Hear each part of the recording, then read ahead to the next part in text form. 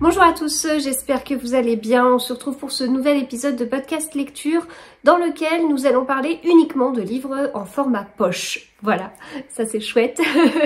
Alors les sorties c'est très chouette aussi, hein. C'est ce que je vous ai dit il y a pas longtemps, c'est très bien aussi. J'aime beaucoup moi lire les livres qui viennent de sortir ou qui viennent tout juste de sortir ou voir les lire avant qu'ils sortent, c'est extra. Mais voilà, c'est chouette aussi de mixer un petit peu avec des livres en format poche. Et ça va être le cas, et on va avoir plusieurs styles. Voilà, plusieurs styles différents de livres, donc ça c'est chouette aussi. Et puis, point commun aussi entre ces 4 livres, c'est que ce sont 4 achats faits lors de salons. Oui, je suis bien les achats que je fais lors des salons, je mets ça dans un fichier Excel et donc ça me permet à chaque fois, dès que je lis un livre, je le colore, etc. Et comme j'achète quand même pas mal de livres pendant les salons, et comme je fais pas mal de salons, j'aime bien pouvoir suivre ça de cette façon. Enfin voilà, pour moi c'est assez rigolo, et puis les achats que je fais en salon, ils sont de plus en plus réfléchis. Depuis que je fais ce suivi en fait, je n'achète pas moins, mais c'est plus logique, ou voilà, quand je regarde, enfin là j'ai mon fichier sous les yeux, il y a des salons, par exemple, alors dans les tout premiers que j'ai notés, il y avait la nuit blanche des livres en 2021, j'avais acheté 8 livres, il y en a un que je n'ai pas lu mais que je compte lire bientôt. Et Brive 2021, j'avais acheté 11 livres et là ça avait été une catastrophe puisque depuis je n'en ai lu que 6. Donc ça fait 1 an et demi, sur 11 livres j'en ai lu que 6. Non pardon, il m'en reste 6 à lire. J'en ai lu 7. Bon, ça pourrait être mieux. Et dans ceux qui restent, bah je sais pas, ma motivation elle n'est pas forcément là. Et donc voilà, petit à petit, j'ai fait des achats un peu plus raisonnables. Par exemple, la nuit blanche des livres 2022, il me reste 1 livre à lire. Le festival sans nom 2022, il me reste 1 livre à lire. Voilà. Alors en revanche, il y en a d'autres, hein, où c'est pas génial. Les Quais du Polar 2022. Pourtant, on est sur du polar. Quai du Polar 2022, j'avais acheté 11 livres, il m'en reste 5 à lire. Bon, c'est quand même mieux que ce qui s'était passé pour Brive. Alors, dans ceux que j'ai lus, il y a le premier tome d'Abir Mukherjee, série policière en Inde. Oh la vache, rien que d'en parler, ça me donne trop envie de le continuer. J'avais acheté 2 livres d'Alexis Laipsker, ces 2 premiers. Au soleil redouté de Michel Bussy, Bonne nuit maman de Seo Miae, que j'ai beaucoup aimé, et d'ailleurs j'ai la suite dans ma palle, et Blizzard de Marie Vintras. Et alors il me reste Cabossé de Benoît Philippon, Le Code de Katharina de John Learhorst, La Cité des Jarres d'Arnaldo Rindridason, et La Fosse aux âmes de Christophe Molmy, et Le Charmant d'Artutio Minen. Bon, ça c'est 2 livres qui m'avaient été offerts par La Martinière. En fait, c'est dedans, enfin c'est juste qu'il y a 2 tomes qui ne sont pas des tomes 1 de séries nordiques, et j'aimerais beaucoup les lire et arriver à ces tomes-là, et ça me permettra d'être un peu plus à jour. Voilà. Donc bon, je suis ça, je trouve ça très rigolo, et ça me permet après d'adapter en fait, mes achats.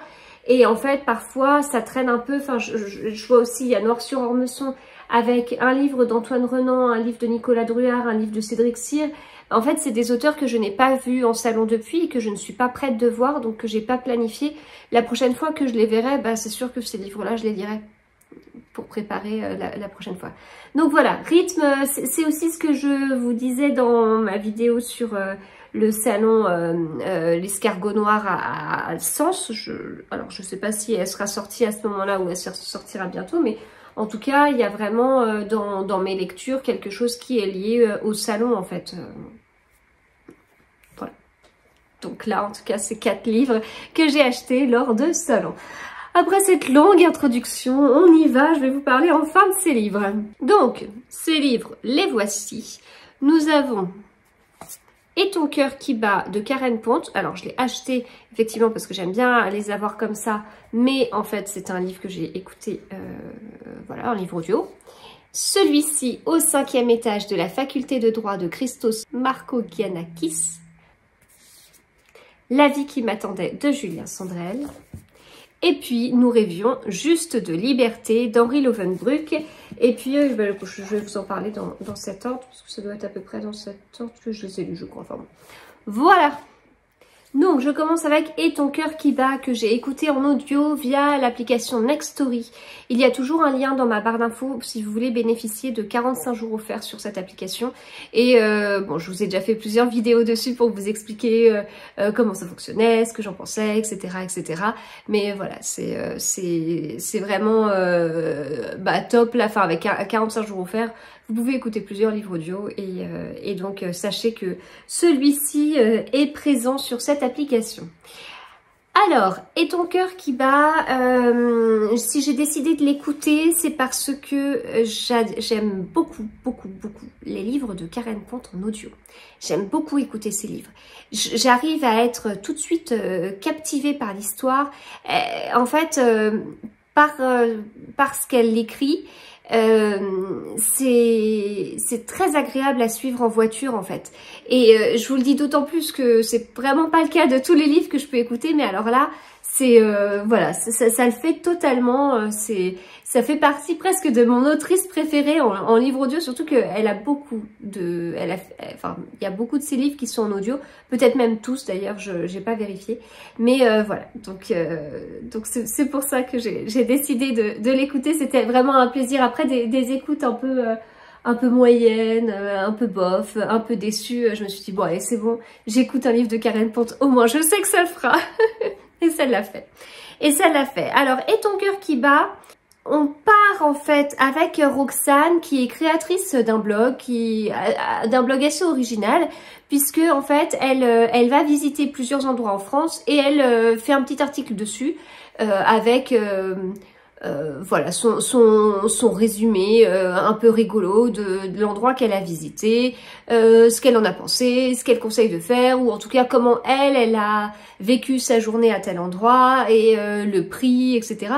Et en fait c'est très rigolo. Enfin je crois qu'à un moment donné c'était dans une sorte de spa où elle était. En fait elle décrit tout en disant j'étais là, enfin limite on a l'impression qu'elle n'avait pas apprécié pendant, et à la fin elle dit mission réussie, ça m'a totalement détendue, le prix c'est tant, ça se situe à tel endroit, etc. Donc voilà, moi j'aime beaucoup, je trouvais ça très rigolo. Et en fait dans l'histoire on a ces petits articles qui viennent de temps en temps entre plusieurs chapitres, et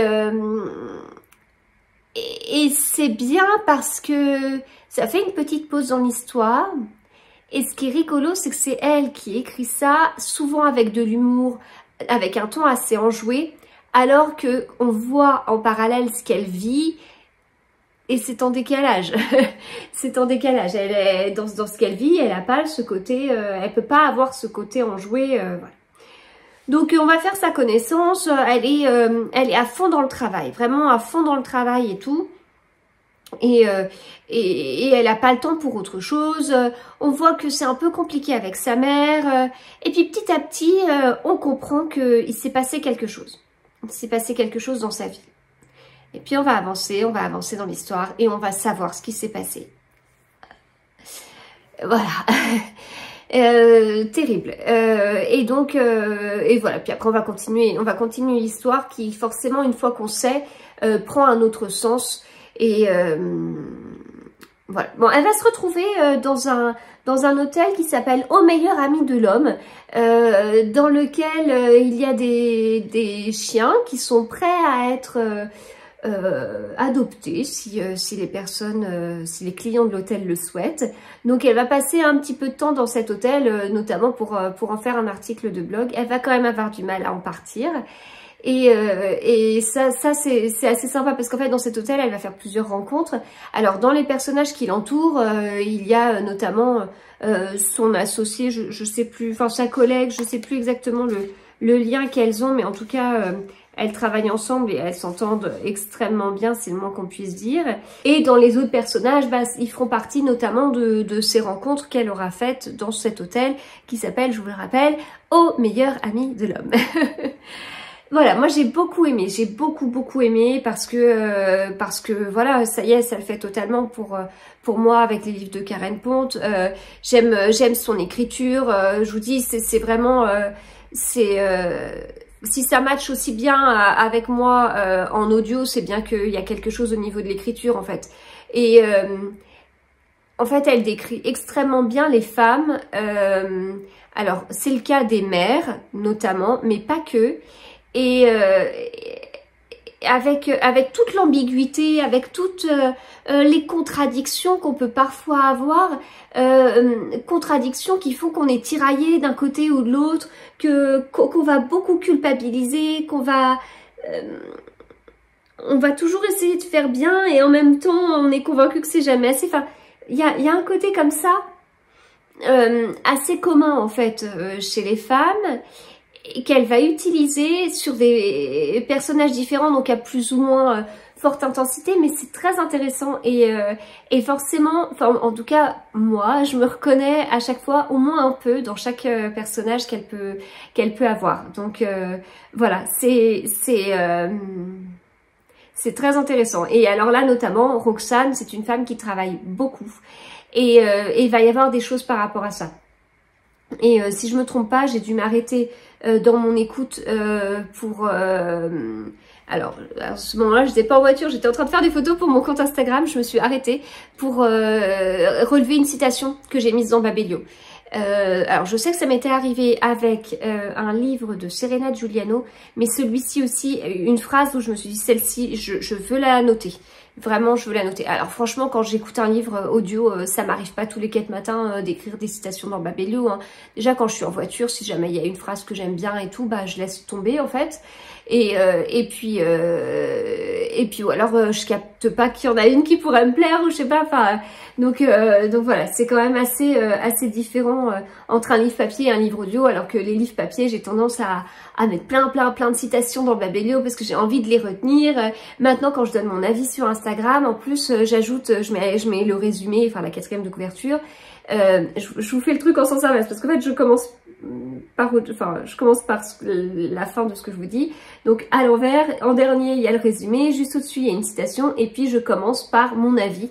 Et voilà, pour moi, c'est très important de noter mes citations comme ça parce que voilà, c'est des choses soit avec lesquelles je suis totalement d'accord et qui vont m'évoquer des choses, soit c'est des petits conseils, des petites choses qui pourraient m'aider au quotidien, soit parfois c'est des phrases avec lesquelles je ne suis pas du tout d'accord, mais je les note quand même parce que ces phrases m'auront fait réfléchir. Donc voilà, je vous dis ça parce que si vous allez regarder les citations, vous ne pourrez pas en conclure quelque chose sur moi, sur ma vie ou je ne sais quoi, parce que vraiment je les note pour des raisons différentes. Mais en tout cas, ce sont des phrases qui m'ont permis d'amorcer une réflexion que j'ai trouvée intéressante.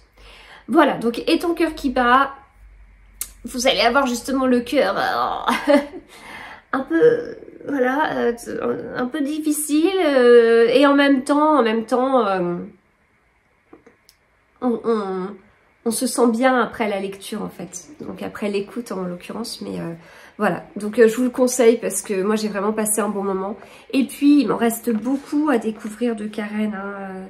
Ce n'est que mon long chemin pour arriver à être à jour parmi tous ces livres, mais avec des si et des peut-être, un merci de trop, voilà, il y en a plein. Mais je continue et à chaque livre, je deviens de plus en plus fan. C'est le cas aussi avec les livres de Julien Sandrel, dont je vous parlerai après. Mais avant, on va parler de ce livre, Au 5e étage de la faculté de droit, de Christos Markogiannakis, paru chez Livres de Poche. C'est un livre que j'avais vraiment envie de découvrir et que j'ai découvert un peu, enfin bizarrement on va dire. J'ai acheté à Christos Markogiannakis à Brive 2022 un livre qui s'appelle, est-ce que je le vois là, Qui a tué Lucie Davis. Superbe couverture et puis il y avait un petit mot devant son stand qui disait assez proche d'Agatha Christie. Enfin, genre Agatha Christie grecque et tout ça, voilà, donc ça m'intriguait assez. Donc j'ai pris ce livre et puis je le suis sur Instagram et en fait là il vient de paraître un nouveau livre, puis il dit voilà, on retrouve Marcoux dans une nouvelle enquête. Ok, bon, d'accord, donc du coup celui qui vient de sortir est une suite de celui que j'avais déjà, mais est-ce que par hasard, celui que j'avais déjà était un tome 1 ou déjà la série avait bien commencé? Et en fait, la série avait déjà bien commencé, ce que je ne savais pas du tout en fait. Donc, voilà, j'avais vraiment envie de découvrir cette série dans l'ordre, parce que ça, en fait, presque ça m'intriguait d'autant plus de savoir que c'était déjà une série qui venait d'avoir son 4e tome. Pour moi, c'est quelque chose qui est chouette, quoi.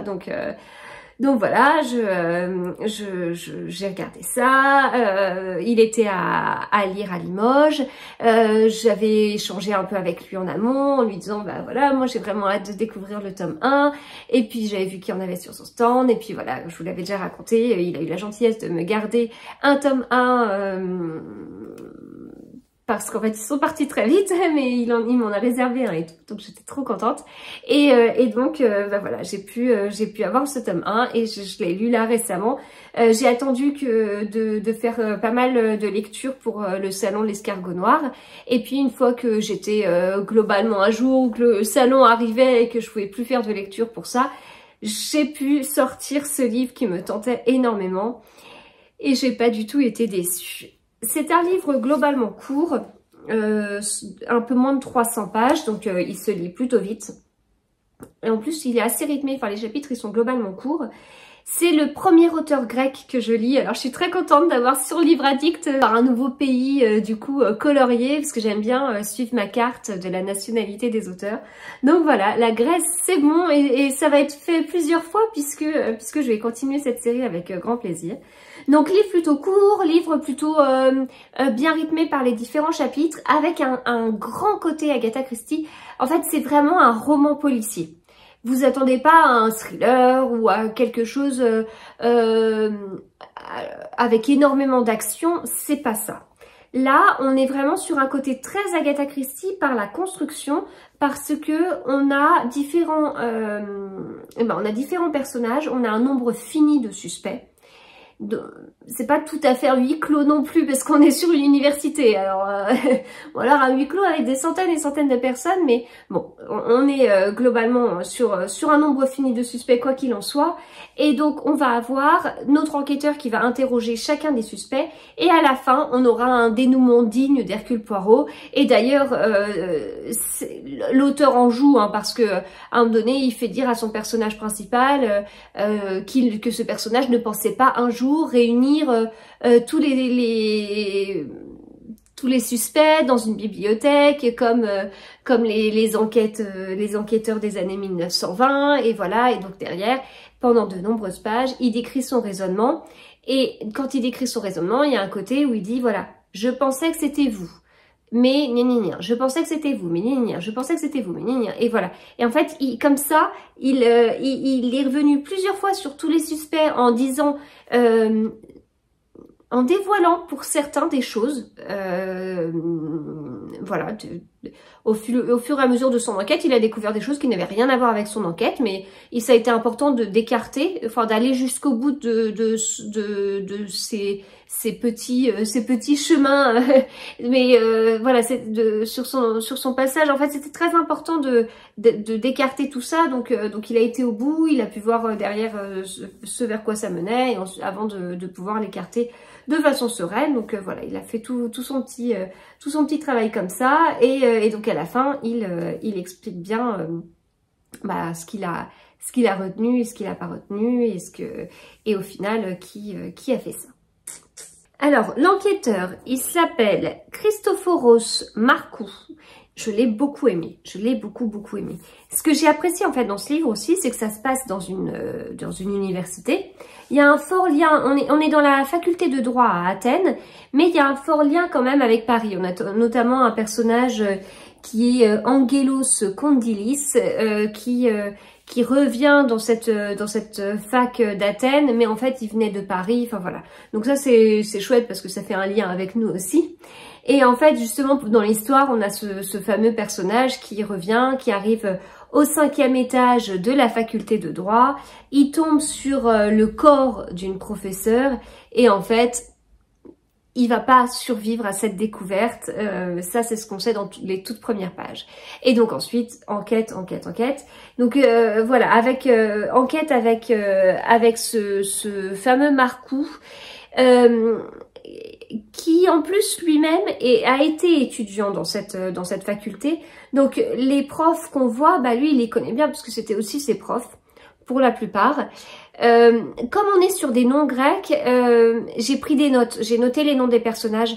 Je vois que j'ai un peu de difficulté à retenir le nom des personnages étrangers, surtout quand je connais pas bien la langue. En l'occurrence, je ne parle pas grec, mais c'est le cas de quand je lis un polar norvégien, quand je lis un polar islandais. Voilà, c'est vrai que tous ces noms-là me parlent beaucoup moins que des noms français, des noms anglais. Alors, j'ai appris l'allemand à l'école et je n'ai pas souvenir d'avoir déjà lu un livre avec des personnages allemands. Je sais pas si ça marcherait ou pas, et si du coup ma théorie c'est bien des langues étrangères que je ne connais pas, ou si le problème vient des langues étrangères tout court. J'ai un peu plus de mal en fait à imprimer les prénoms et les noms. Et surtout que je vais pas, quand je vais lire, je vais pas forcément là quand j'ai vu Angelos Kondilis, je vais pas l'imprimer complètement et réussir à vous le ressortir.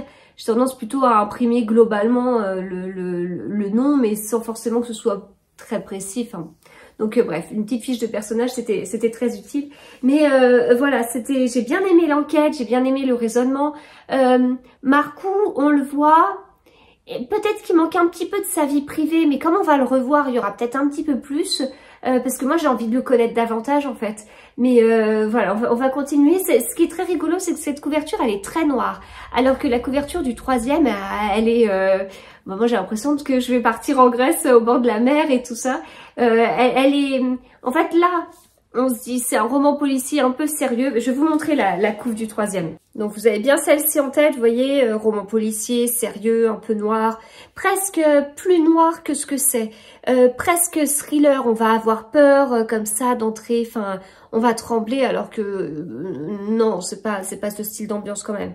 Vous voyez, donc je trouve peut-être la couverture un peu plus noire que le style. Attention,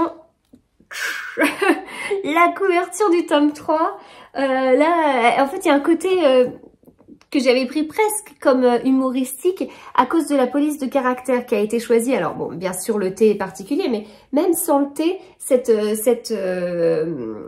couverture, cette écriture paraît un peu humoristique et un petit peu moins sérieuse en fait. Voilà, bon, peut-être qu'on va aller petit à petit vers de l'humour, je ne sais pas, je ne sais pas, écoutez, on va voir. Mais en tout cas, je n'aurais jamais pensé qu'on était sur une même série et que là on avait le tome 1 et là le tome 3. C'est curieux. Voilà, mais elle est très chouette, hein. Enfin, du coup, moi ça me donne vraiment envie de lire ce livre cet été, hein. Vraiment. Il est un peu plus long que l'autre. Voilà, donc bien hâte de découvrir le tome 2. J'espère pouvoir revoir l'auteur prochainement. Dans ces cas-là, peut-être que j'achèterai avant le tome 2 et je ferai dédicacer à voir. En tout cas, très chouette découverte. Vraiment, j'aime bien parce que quand on compare souvent un livre à Agatha Christie, franchement, il y a un côté c'est vendeur. C'est toujours un peu agaçant en tant que... Enfin, quand on est fan d'Agatha Christie, de voir ce style de choses, enfin, voilà. Mais alors là, pour le coup, la comparaison, elle est totalement justifiée, je comprends vraiment. Et j'y retournerai. Voilà, ça c'était pour Christos Markogiannakis. Maintenant, je passe à... Je vous avais dit quoi ensuite? Celui-ci. La vie qui m'attendait de Julien Sandrel, également chez Livre de Poche. Je crois que ce sont les couvertures récentes, mais elles sont peut-être encore en train d'être faites. Couverture poche des Julien Sandrel, je ne veux pas dire que ça change chaque année, mais ça bouge beaucoup, hein. Alors, c'est un livre que j'ai lu alors que voilà, la vie qui m'attendait, ben moi je ne m'attendais pas à lire ce livre et je ne m'attendais pas non plus à l'histoire, mais ça on va en parler un peu après. En fait, j'avais un peu d'avance dans mon planning de lecture. Bon, globalement, le mois de mai, je pense qu'on peut dire que j'ai eu globalement pas mal d'avance dans mon planning de lecture. D'autant plus que j'ai lu un peu plus, j'ai lu un peu plus de livres que ce qu'il y a de jours dans le mois de mai. Donc, voilà. Donc j'ai casé pas mal de livres en fait qui n'étaient pas prévus du tout parce que j'avais pas prévu de lire parfois plusieurs livres dans une même journée. Enfin quand je dis plusieurs, c'est pas 50 000 livres, mais ça m'est arrivé plusieurs fois des week-ends ou des jours fériés. Et d'ailleurs j'ai aussi été en congé début mai. Ça m'est arrivé plusieurs fois de finir un livre le matin, d'en commencer dans la foulée un autre que j'ai fini dans l'après-midi, puis d'en commencer un troisième le soir. Voilà. Vraiment lire par contre 2 livres complets dans la journée, en commencer un le matin, le finir dans la journée, commencer le suivant et finir dans la journée, je suis pas sûre que j'ai fait, mais en termes de nombre de pages, ça aurait pu être fait. C'est juste que j'ai rarement fini un livre juste avant de me coucher et commencer un autre dès le lendemain matin. Mais en nombre de pages, ça l'aurait totalement fait puisque j'ai atteint des gros nombres de pages lues sur certains jours. Et donc si j'ai lu autant, bon c'est déjà parce qu'il y avait pas mal de jours fériés, que j'étais en congé, qu'il y a eu des ponts en plus, enfin un pont en l'occurrence, mais bon ça faisait un jour de plus non travaillé, enfin voilà, il y avait tout ça. On n'a pas fait beaucoup de choses parce que on n'est pas beaucoup sorti de la maison parce qu'on voulait faire quelques petites choses dans la maison, et même si je lis beaucoup dans une journée, bah, je ne fais pas que ça non plus, hein. Donc voilà, et j'ai lu pas mal de livres qui se lisaient très vite, vraiment. C'est le cas notamment de livres en littérature contemporaine qui ne sont pas des romans policiers. Là, vous voyez le livre de Karen Pont. Alors certes, je l'ai passé en audio, mais le livre, il fait 260 pages. Bon, bah, ça va vite, hein. Alors c'est pas écrit gros non plus, mais ça, si je l'avais lu, je l'aurais dégommé. Là, la vie qui m'attendait, il fait plus de 300 pages. Je sais que le soir, quand je l'ai commencé, j'ai pas été d'une efficacité folle quand je l'ai lu, mais si ça avait été le cas, j'aurais pu le lire en une soirée. Une soirée, enfin voilà. Donc forcément, quand je lis un peu le matin, un peu l'après-midi et le soir, bah, des livres comme ça, j'aurais pu m'en faire un le matin, un l'après-midi et un le soir en fin de compte. Donc c'est aussi comme ça qu'on peut se dire que je lis beaucoup. C'est aussi parce que là, sur le mois de mai, c'est vrai que j'ai lu globalement des livres qui se lisaient plutôt vite. Et là, c'est totalement le cas du Julien Sandrel, que j'ai casé comme ça entre deux, pour pas avoir trop d'avance sur une lecture commune. Et puis, en fait, en le casant comme ça entre deux, je l'ai dévoré. Je l'ai totalement dévoré. Alors, Julien Sandrel, je suis pas encore à jour parce qu'il me manque encore un livre à lire de lui, c'est Les Étincelles, mais après c'est bon, je serai à jour. Ceux que j'avais lus avant celui-ci, ce sont les livres dont j'avais le plus entendu parler. Et La vie qui m'attendait, Les Étincelles, je les ai un peu moins vus passer que les autres. Enfin, je dis ça, quoique Les Étincelles, il y a notamment l'une des 50 000 couvertures que ce livre a eu, qui me parle beaucoup. Mais bon, La vie qui m'attendait, je sais pas. J'ai pas... Enfin, c'est peut-être encore une histoire de couverture, comme je vous dis. En tout cas, ce qui est sûr, c'est que cette couverture, je l'ai pas vu beaucoup passer. Mais voilà. Et j'ai pas voulu lire avant la 4e et tout. Enfin, voilà, c'est Julien Sandrel. J'apprécie l'auteur. J'y vais. Je me pose pas de questions. Je sais que j'aimerais. Et c'est vrai. C'est vrai, c'est vrai, c'est vrai. Donc je ne savais pas du tout de quoi ça parlait. Et en fait, La vie qui m'attendait, je suis vraiment... rien qu'avec ce titre, je suis partie sur une histoire qui n'avait rien à voir avec la réalité. Donc ce qui est assez rigolo. Donc j'ai été justement surprise par l'histoire. On a une narratrice qui s'appelle Romane, qui a 39 ans. Elle est médecin, elle est assez hypocondriaque. Le moindre petit truc, elle est convaincue qu'elle va avoir une maladie, un problème, etc. Et en fait, ça l'empêche même de sortir. Alors, quand je dis de sortir, elle est médecin, elle sort de chez elle, mais en tout cas, ça l'empêche de faire certains grands voyages ou de vraiment partir un peu plus loin de chez elle que ce qu'elle fait. Donc, assez embêtant. C'est elle qui raconte l'histoire et j'ai été assez impressionnée. Parce que c'est un livre écrit par un homme et là on se retrouve dans la tête d'une femme et c'est extrêmement bien décrit. au niveau des sentiments, au niveau des ressentis, des comportements, d'analyse de situation, de parfois contradictions. Enfin, c'est vraiment, c'est extrêmement bien décrit. Vraiment, c'est hyper juste et j'étais assez impressionnée.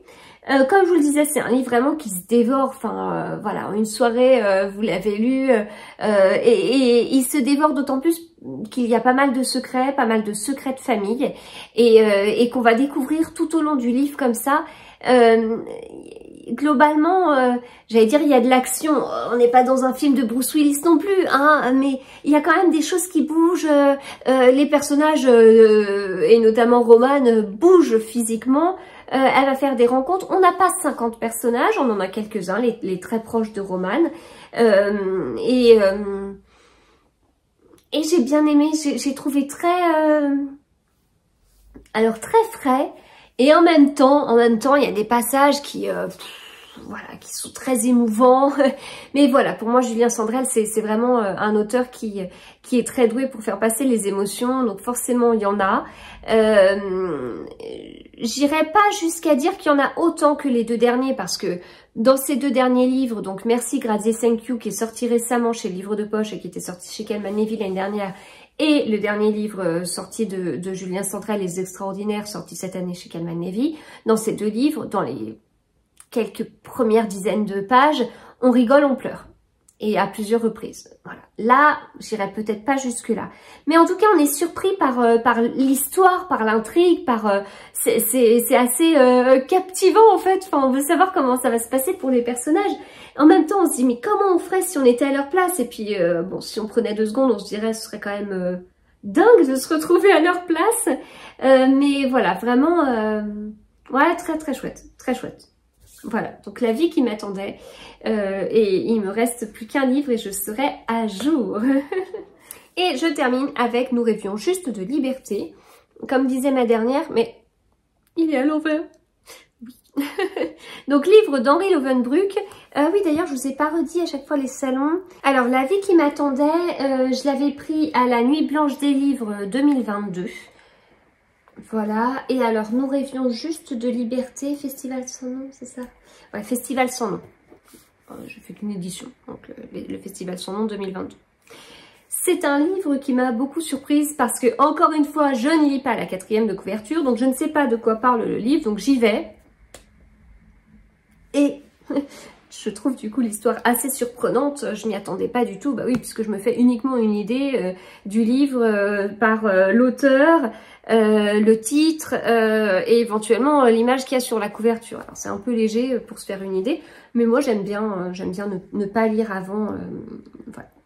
L'histoire elle est super prenante et ça tombe bien parce que quand on est sur un pavé comme ça de quasiment 500 pages, 490 et quelques, ouais, c'est bien que l'histoire elle soit prenante. Vraiment, il se dévore. Et du coup, Henri Lovenbruck a quand même un don pour raconter des histoires. J'ai lu que 3 livres de lui en comptant celui-ci. J'ai lu J'irai tuer pour vous.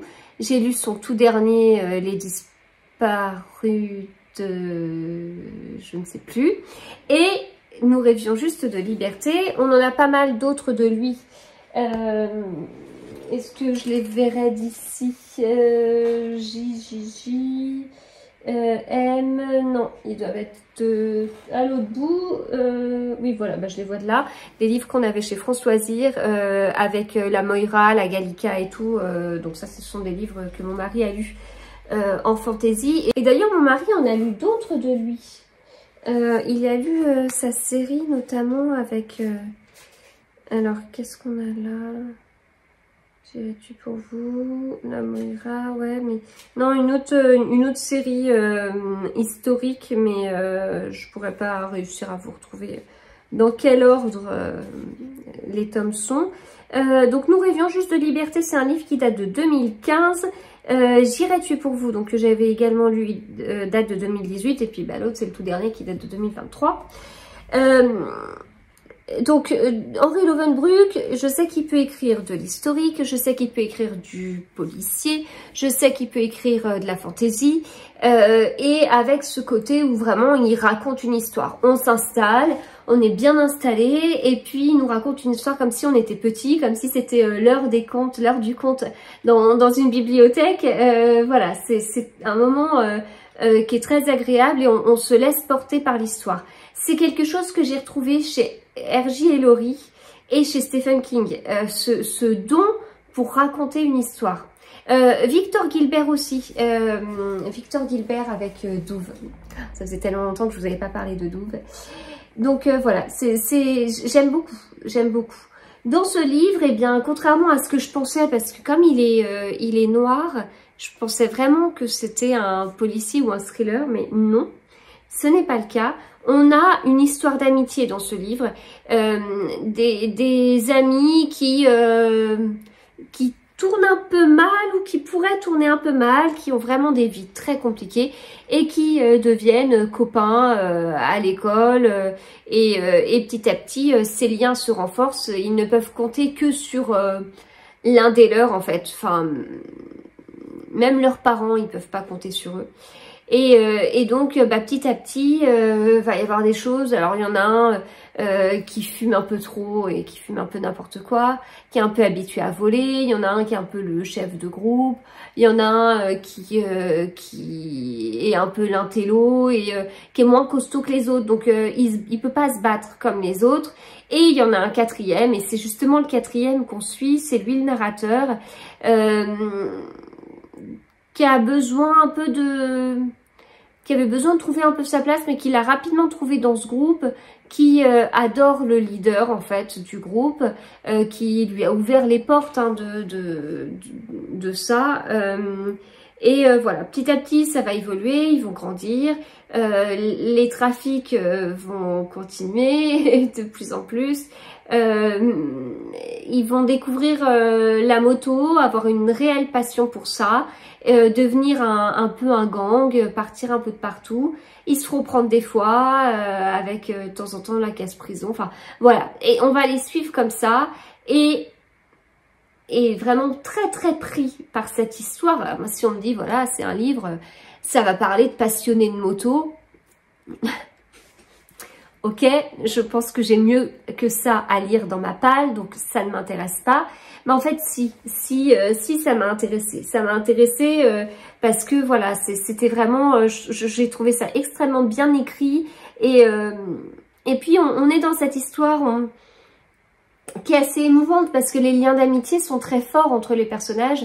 Et c'est quelque chose que j'ai beaucoup aimé, pouvoir les voir comme ça, voir jusqu'où ils étaient prêts à aller pour l'autre, et ils en ont vécu des choses, hein, vraiment, ils en ont vécu.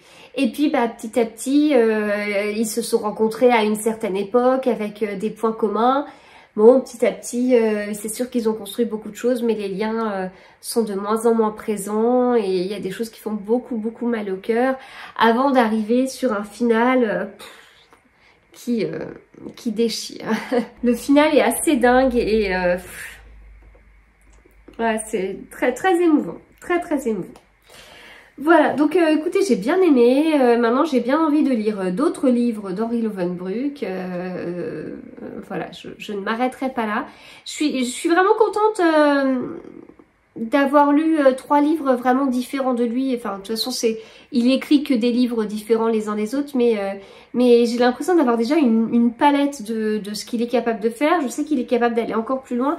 C'est assez impressionnant, ouais, c'est vraiment bien écrit, ça se lit tout seul. Alors, juste petit point négatif, et c'était déjà le cas dans J'irai tuer pour vous, qui était aussi chez J'ai lu, c'est que les chapitres s'enchaînent. Et moi, j'aurais préféré, dans ces cas-là, c'est pas grave, au lieu d'avoir 492 pages, j'aurais préféré en avoir bien plus de 500 et d'avoir à chaque fois des débuts de chapitres sur une nouvelle page, pour que ce soit un peu plus aéré, parce que moi, j'aime pas trop quand c'est comme ça. Mais après, c'est pas écrit petit, hein. Vraiment, c'est pas écrit petit, hein. Ça se lit super vite, ça se dévore, même prendre son livre pour lire parfois 1 ou 2 pages parce qu'on n'a pas plus le temps, bah, c'est très tentant parce que on est bien dedans, quoi. Donc voilà, vraiment un chouette livre, une chouette découverte. Je sais que pour certains ça a été un énorme coup de cœur. Alors moi j'irai pas jusque là quand même. on reste quand même sur des choses qui me font sortir un peu de ma zone de confort, hein, sur certaines choses, certains sujets, certains... Mais c'est vrai qu'il était vraiment très bien et qu'il était vraiment très prenant. Voilà, eh bien écoutez, je vais m'arrêter là. J'espère que cette vidéo vous a plu. Si vous avez lu un de ces livres ou plusieurs de ces livres, n'hésitez pas à me le dire, à me conseiller aussi des livres de ces auteurs-là. Et puis on se retrouve très vite pour une autre vidéo. Voilà, très bonne lecture à tous et à bientôt.